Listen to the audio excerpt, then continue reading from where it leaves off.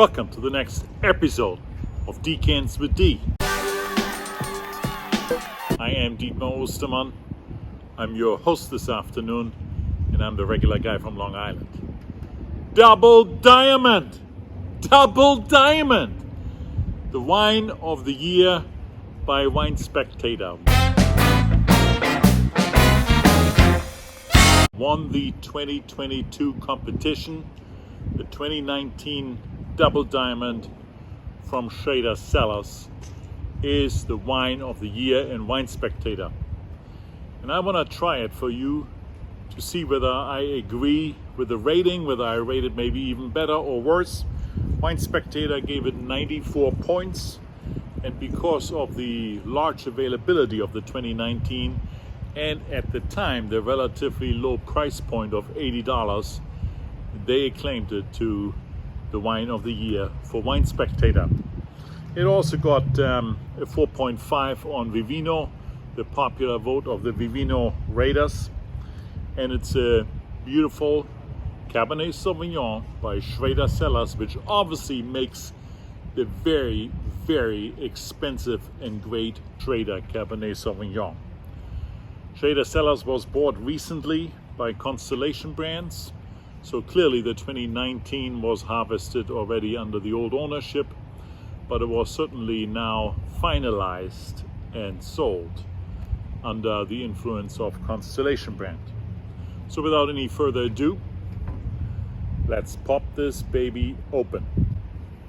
I checked the availability, and of course, the moment it was announced by Wine Spectator that it is its wine number one, the price shot up. Originally, these wines are priced at $80 by the vineyard. I bought them for $85 from the vineyard, and Vivino today now sells it for $189. I looked at Wine Searcher to see whether you can actually get it a little cheaper someplace else. There's some stores I found in New York, particularly in the Hamptons, that sell it for $135. Several other stores for $150. One store in Florida that still sells it for $85. So if you want to buy it, rush to Wine Searcher and find the right store, because Vivino can't offer it at a affordable price anymore. Let's see what we see. The wine is medium deep, has a almost purple color. It's somewhere in between ruby and purple. Nice looking wine, sparkles here in the sun. Let's give it a sniffy sniff. There's beautiful aromas of blackberry, black plum, blackcurrant, right coming out of the glass without me shaking it around.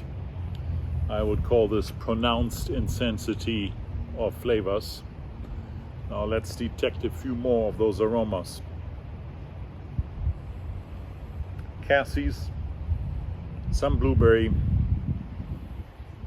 blackberry, plum, some secondary and tertiary notes, cocoa, some spice in here, black cherry, plethora of aromas from the aroma profile. A beautiful wine. Let's give it a whirl.